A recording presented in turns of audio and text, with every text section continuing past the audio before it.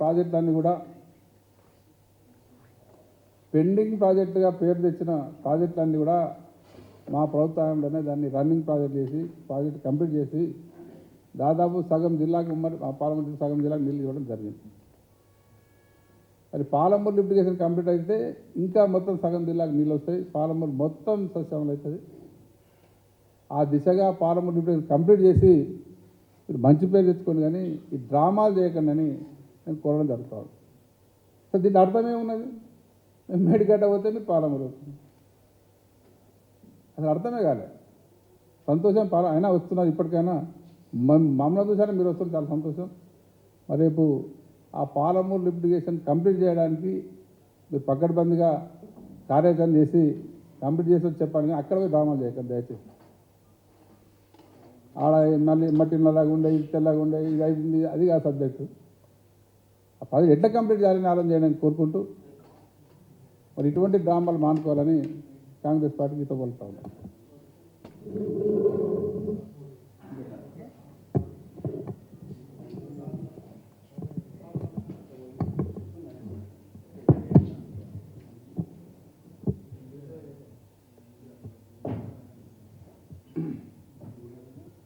అందరికీ నమస్కారము.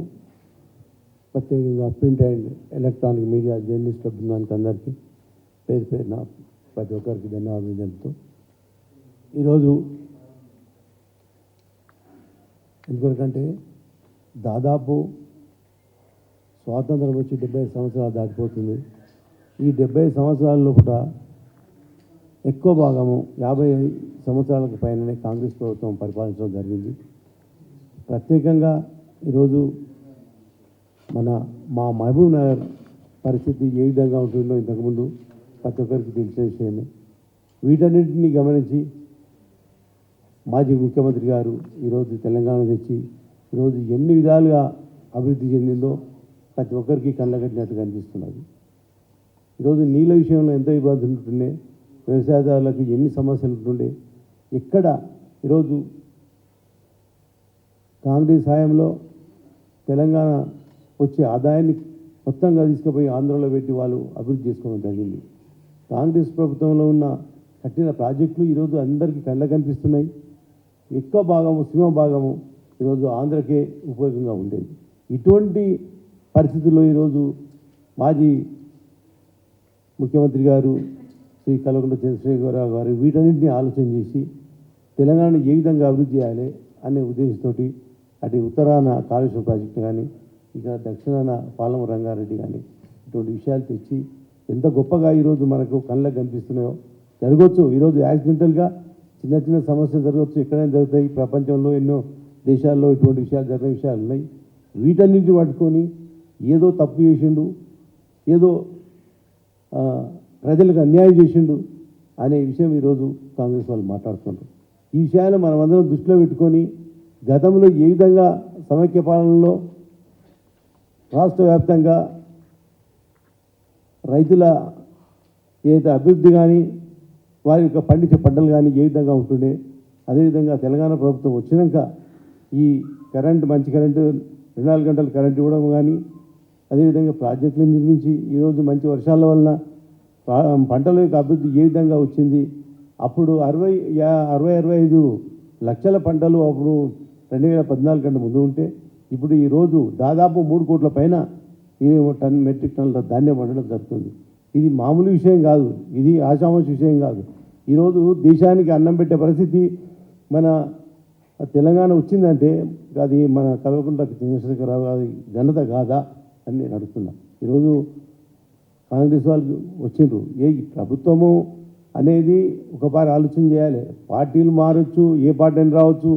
వచ్చినప్పుడు ప్రభుత్వం అనేది ప్రజలకు సేవ చేయడానికి ఏదైనా ఒకటే ప్రభుత్వం అన్నప్పుడు ప్రభుత్వమే. పార్టీలు మారచ్చు కానీ ప్రజలకు సేవ చేయడం అనేది ముఖ్యం.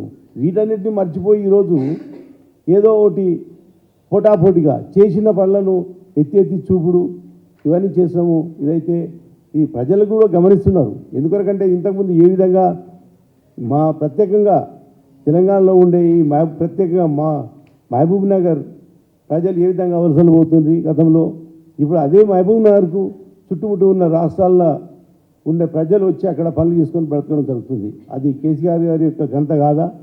అటువంటి పరిస్థితి ఈరోజు మీ కాంగ్రెస్ ప్రభుత్వం ఇచ్చిన హామీలను ఈరోజు ఎందుకొరకంటే ప్రజలు తెలంగాణ ప్రభుత్వంలో ఆర్థికంగా అభివృద్ధి పడి ఈరోజు ఎవ్వరికీ కడుపు మాడే పరిస్థితి లేదు.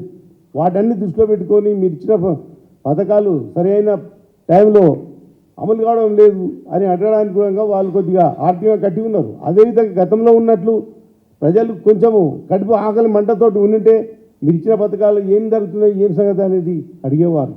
అదేవిధంగా ఈరోజు ప్రాజెక్టులు సందర్శనం చేయడము అంటే మామూలుగా ఇది కాదు. మేము ఈ గతంలో కేసీఆర్ ప్రభుత్వం ఏం చేసింది, మేము ఏం చేయాలి అని దాన్ని బట్టి ప్రజలకు ఉపయోగకరంగా ఉండాలి. కానీ ఏదో అడ్డగోలుగా మాట్లాడి మీరు తప్పులు చేసిండ్రు, మీరు ఇది చేసిండ్రు అని మాట్లాడడం సబబు కాదు అని చెబుతూ తెలుసుకుంటున్నాం. అవును, అది ఆయన వ్యక్తిగతమైన విషయం.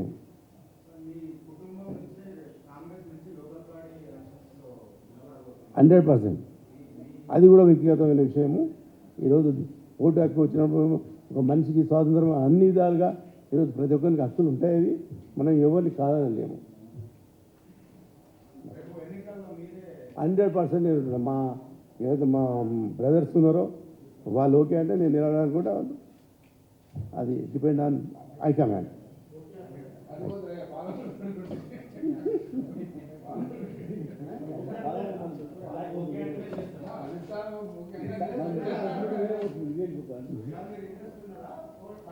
$100% రైట్.